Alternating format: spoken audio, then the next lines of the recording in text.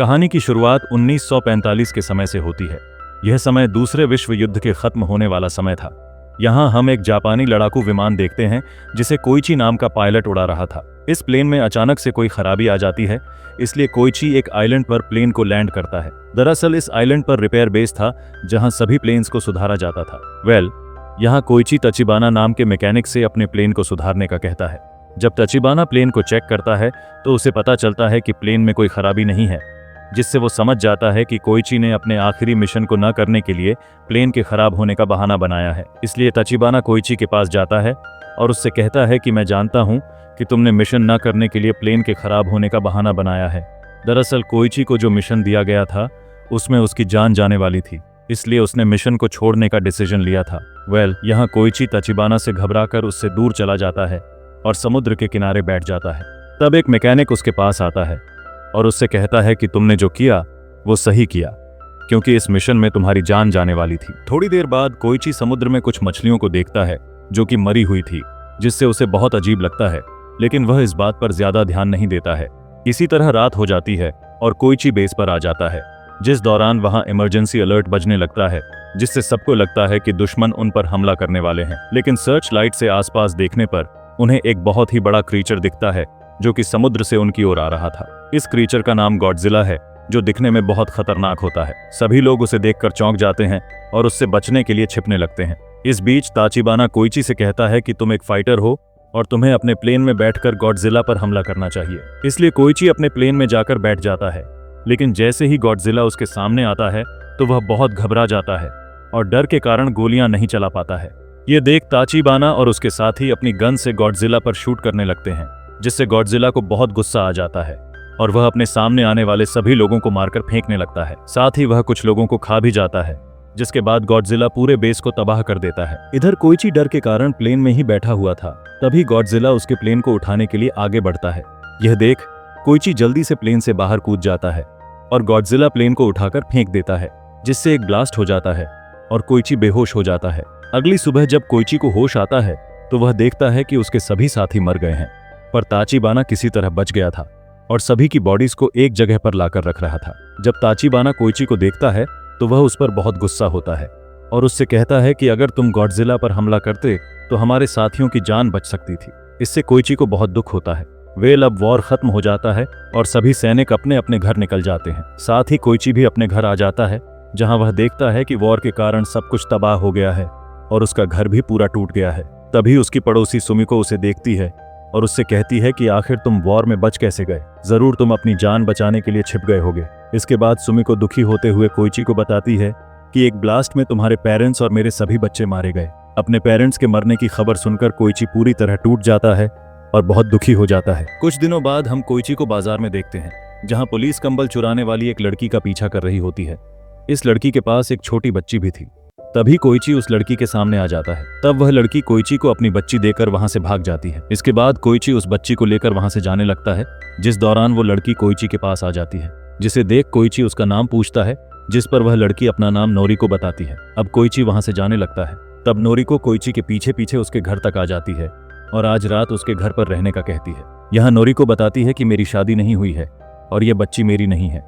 दरअसल इस बच्ची की माँ ब्लास्ट के दौरान मारी गई और उसने मरने से पहले मुझे अपनी बच्ची को सौंप दिया, इसलिए मैंने इसे पालने का डिसीजन लिया, क्योंकि मैं एक अनाथ हूँ और मैं इस बच्ची का दर्द समझ सकती हूँ। यहाँ कोइची नोरिको से कहता है कि वो डिनर करने के बाद यहाँ से चली जाए, लेकिन नोरिको बातें करते हुए कोइची के घर में ही सो जाती है। अगले दिन कोइची की पड़ोसी सुमिको कोइची से नोरिको और उसकी बच्ची के बारे में पूछती है।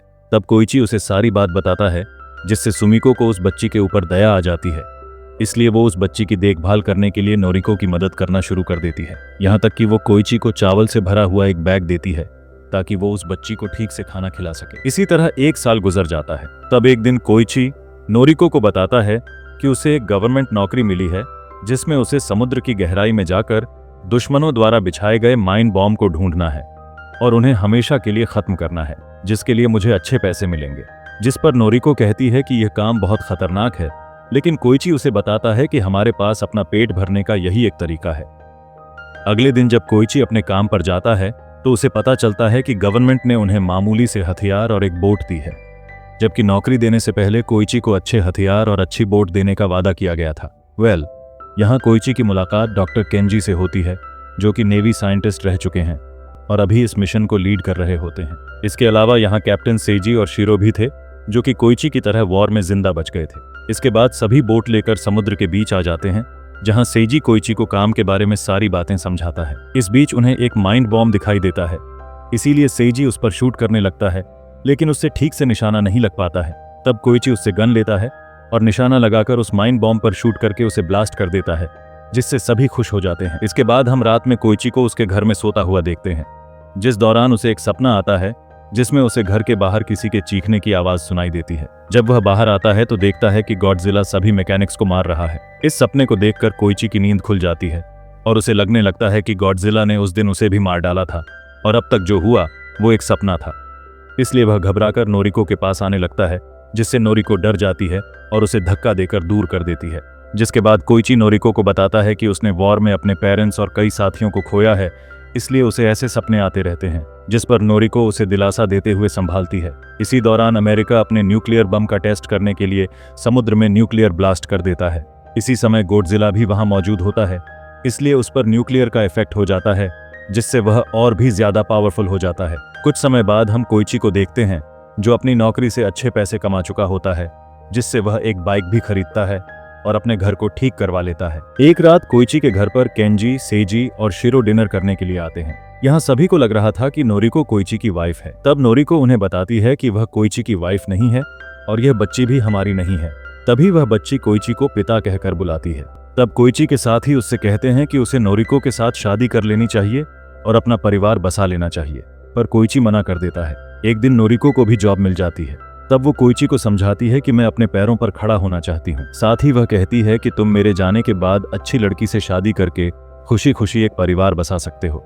इसके अलावा वह उस बच्ची के लिए कहती है कि हमारी पड़ोसी सुमी को बच्ची की देखभाल करने के लिए तैयार हैं, इसलिए हम दोनों को उसकी चिंता करने की जरूरत नहीं है। इस बीच सबको पता चलता है कि अमेरिका के न्यूक्लियर टेस्ट के कारण गॉडजिला बहुत पावरफुल हो चुका है और वह जापान की तरफ आ रहा है, जिसे पहुंचने में सिर्फ एक ही हफ्ता लगेगा।